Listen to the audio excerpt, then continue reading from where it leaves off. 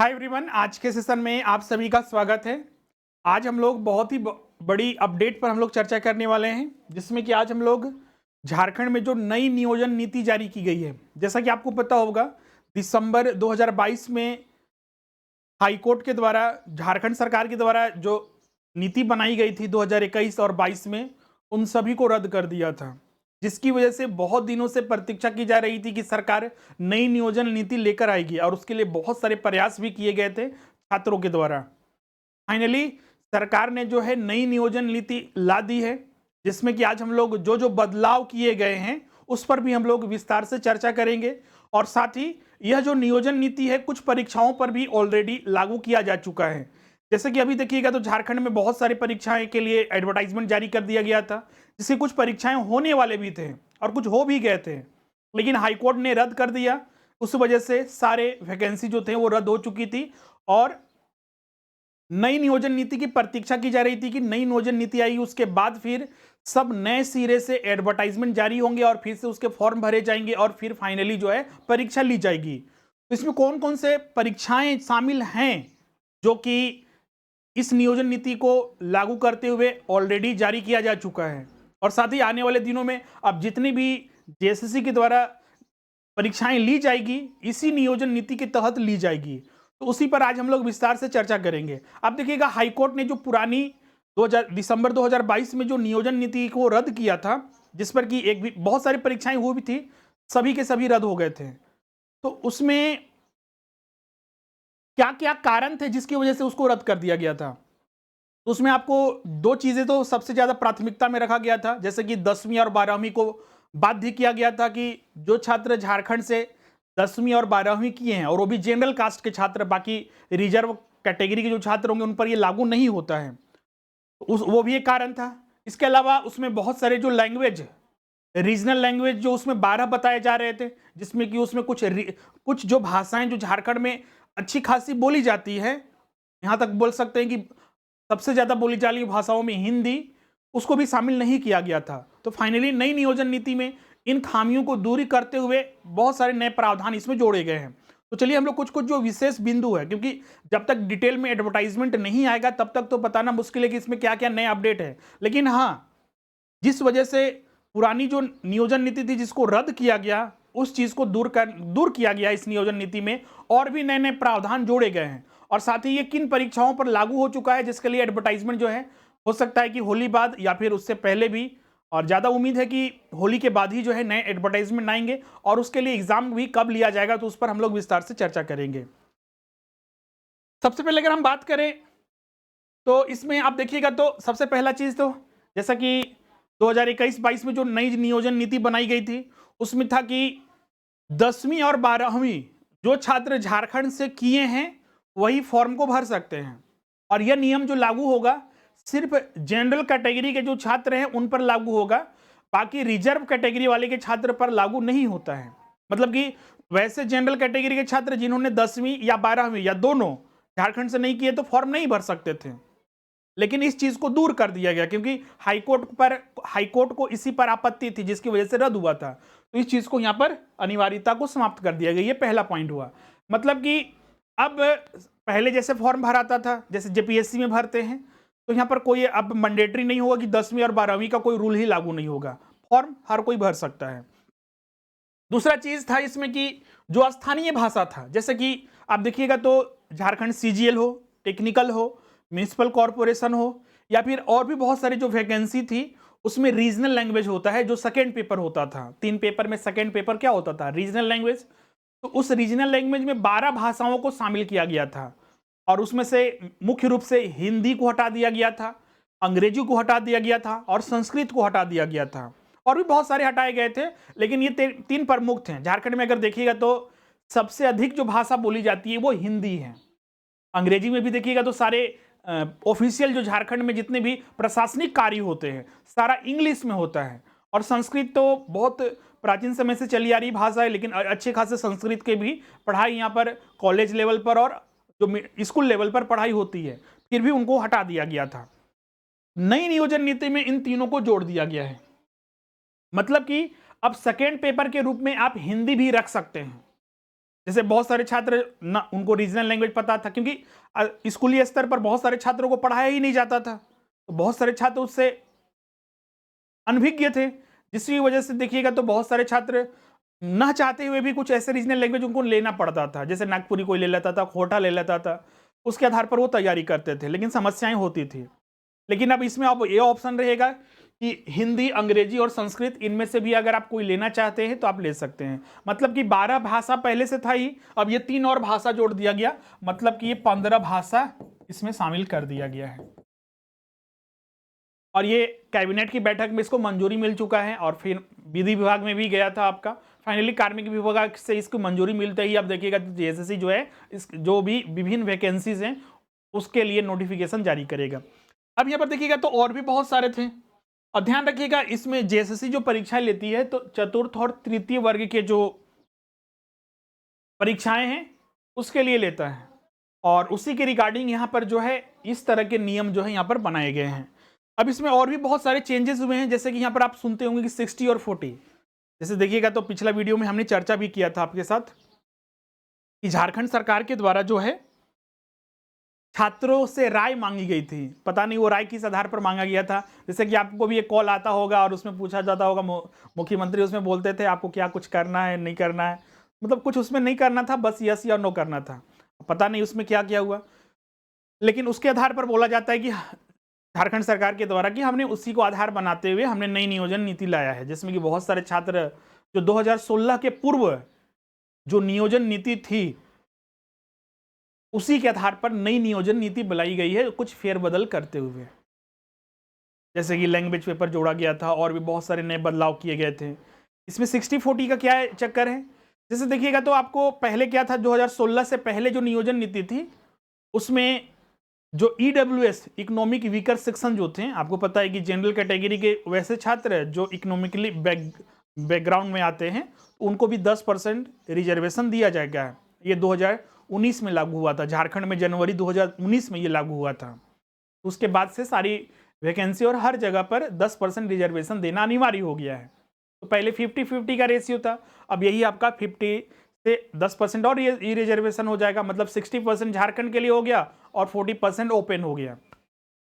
आपको पता होगा कि रघुवर दास ने भी 2016 में, जब रघुवर दास जो मुख्यमंत्री थे, उन्होंने जो नियोजन नीति बनाई थी उसमें देखिएगा तृतीय और चतुर्थ वर्ग के जितने भी वैकेंसी थी वो पूरे झारखंड वासियों के लिए रिजर्व कर दिया था, मतलब कि बाहरी कोई भी नहीं भर सकता है। हाँ, उसमें कट ऑफ डेट रखा गया था कि जो अब झारखंडी कौन है, 1985 को आधार माना गया था, 1985 आई थिंक था वो, तो उसमें तो पूरा रिजर्व था। लेकिन यहाँ पर आप देखिएगा तो 40% तो आपने पूरा ओपन कर दिया।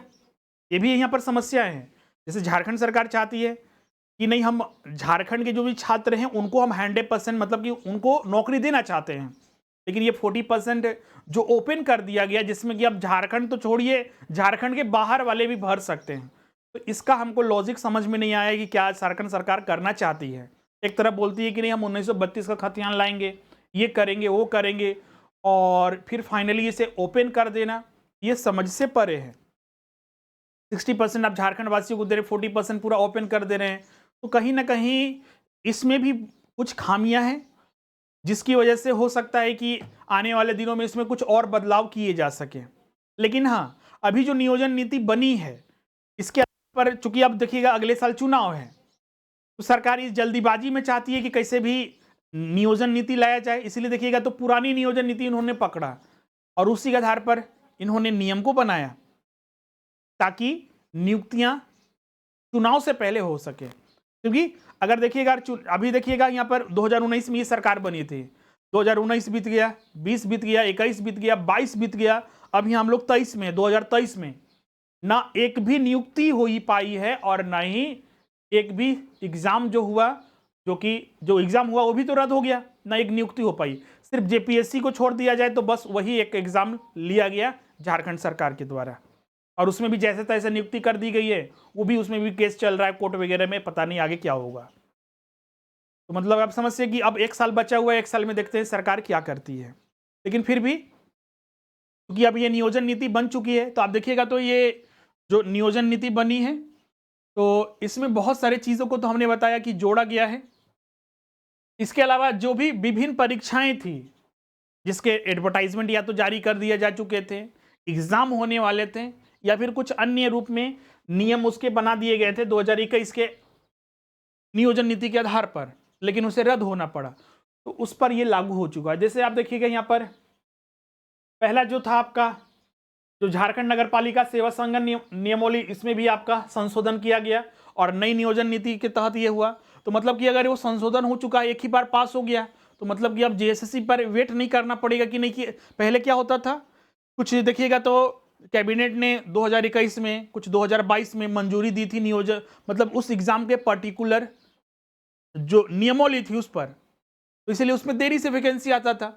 लेकिन झारखंड सरकार ने इस बार क्या किएगी कि कैसे भी जो नियुक्ति है हमें करना है, इसलिए देखिएगा तो सारे नियमावली को एक साथ, मतलब बहुत सारे नियमावली को एक साथ मंजूरी दे दी गई है, ताकि समय समय पर हमें इसमें अपडेट ना करना पड़े या फिर नई नियमावली ना बनाना पड़े, जिसकी वजह से एग्जाम में डिले हो। इसलिए देखिएगा तो बहुत सारे को एक साथ ही यहाँ पर देखिएगा तो मंजूरी मिल चुका है। इसके अलावा यहाँ पर देखिएगा तो इंटरमीडिएट और 10+2 स्तर के जो परीक्षाएं थे उसमें भी संशोधन किया गया। फिर आपका स्नातक स्तर जो जेएसएससी सीजीएल है, जो कि कब से रुका हुआ है, 2016 से, अब यहाँ पर हम लोग 2022 में पहुंच चुके हैं, तो उसमें भी देखिएगा तो संशोधन किया गया है।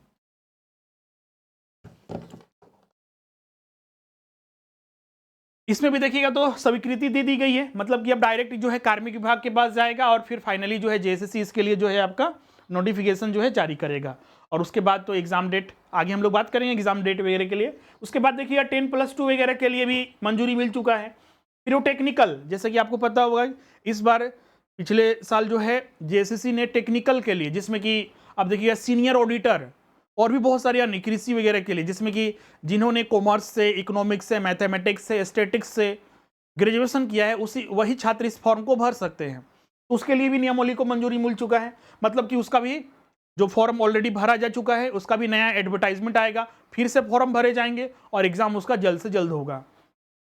फिर जो नगर पालिका वाला था वो भी हमने यहाँ पर बता दिया है, उसका भी फॉर्म भरा जा चुका है। ये भी स्पेशलाइज्ड है, जो इकोनॉमिक्स, कॉमर्स, मैथमेटिक्स, स्टैटिक्स वगैरह से किए हुए हैं वही नगर पालिका का भर सकते हैं, तो उसके लिए भी स्वीकृति दी गई है।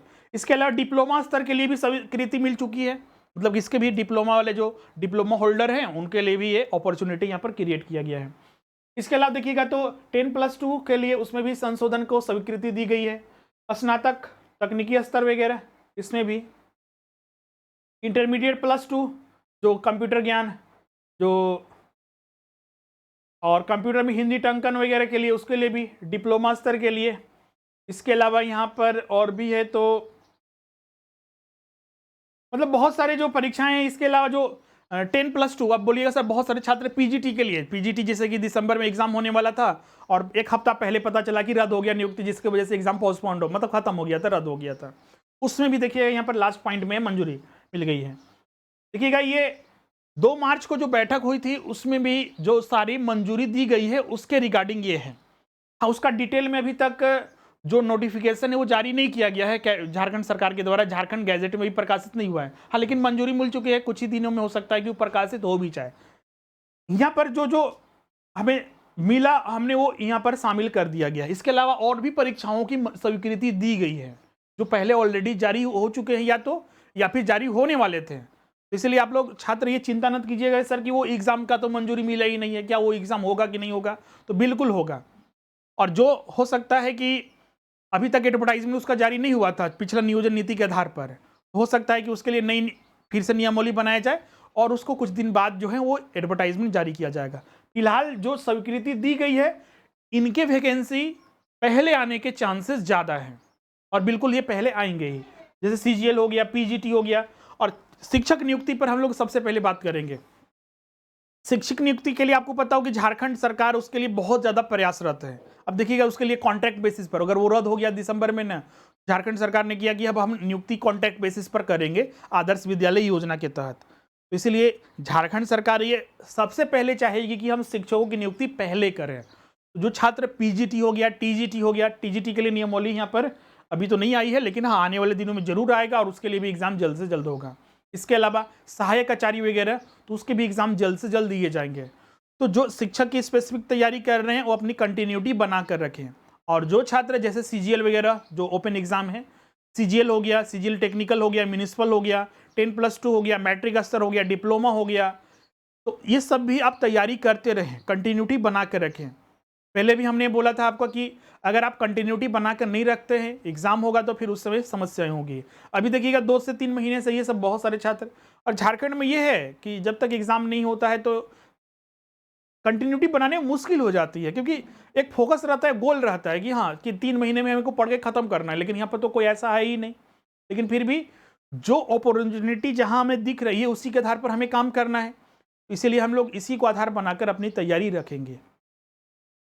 अभी आप जैसे कि अभी एडवर्टाइजमेंट आएगा, अब जैसे एग्जाम पर अगर हम बात करेंगे इसमें, एग्जाम इसमें कब तक होने की संभावना है, एग्जाम की बात करते हैं। तो एग्जाम को तो हम लोग बाद में देखेंगे। तो सबसे पहले देखिएगा तो पहला स्टेप इसमें ये होगा कि जेएसएससी अब इस पर एडवर्टाइजमेंट जारी करेगा, फिर से नोटिफिकेशन आएगा।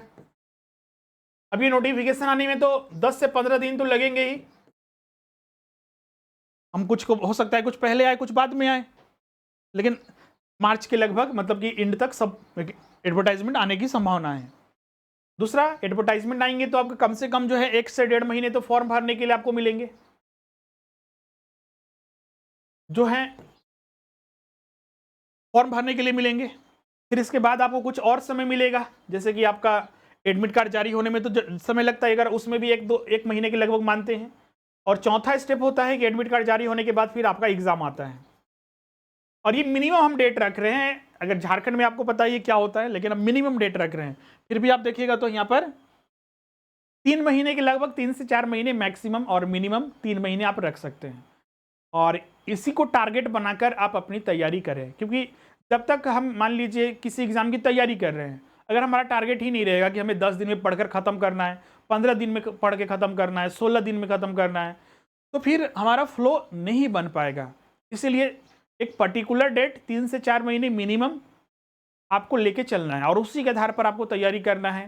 फर्स्ट टाइम पढ़ना है, आपको रिवीजन करना है, सेल्फ नोट्स बनाने हैं, प्रैक्टिस करने हैं, और इसी के आधार पर आपको रिवीजन वगैरह का भी ध्यान में रखना है, ताकि एग्ज़ाम से पहले आपको सारे चीज़ें कंप्लीट हो सके। और ये शुरू से लेकर ये अंत तक आपको ये रेगुलरिटी बना कर रखना है, कंटिन्यूटी आपको बना कर रखना है। तो फाइनली ये सारी चीज़ डिस्कस हमने कर लिया।